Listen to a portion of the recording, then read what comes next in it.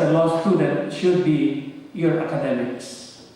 He emphasized that extracurricular activities were merely secondary to formal education. He gently reminded me, to whom much is given, much is also required. That was his way of saying that he expected me to land among the top 10 in my bar examinations. And so right after graduation ceremonies, I immediately prepared for the examinations. My approach was two-pronged. First, I was determined to improve my writing skills, both physically and intellectually.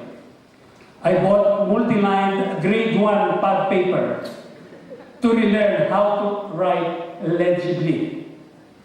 As you are surely being told now, I was advised then that bar examiners were grumpy, old, and poor-sighted lawyers who did not have the patience to decipher the handwriting of physicians.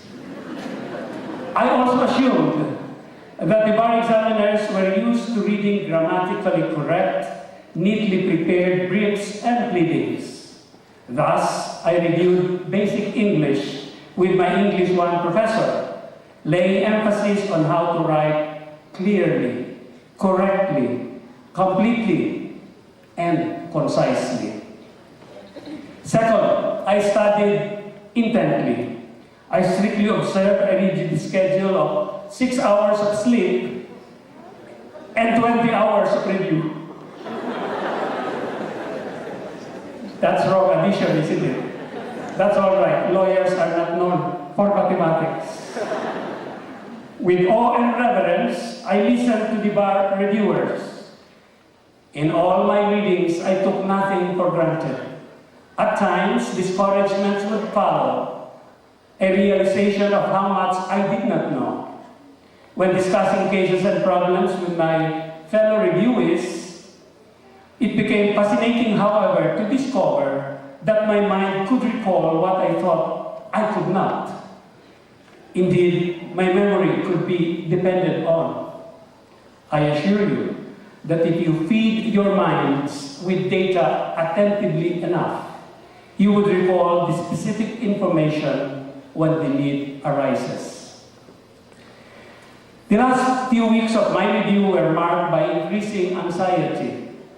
Then something unexpected happened that punctured my well-laid plans.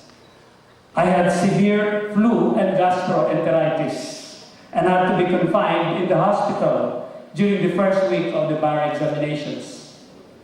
Weak-kneed, I walked from the FEU hospital to the nearby University of the East, where the exams were then being held.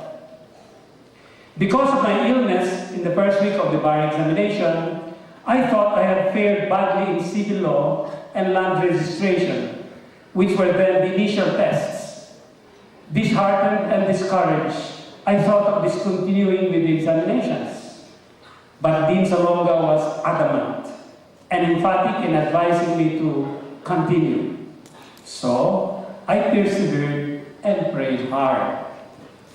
For sure, those of you who are in the top 10% of your batch, particularly the 39 honor graduates, are expected to make it to the magic 10. Having been there myself, I know how the expectation adds to the pressure and the stress. But do not despair. Just go on and study the best way you can. Get enough rest, eat moderately, stay healthy, and pray for strength and guidance. And believe that there is life after the bar.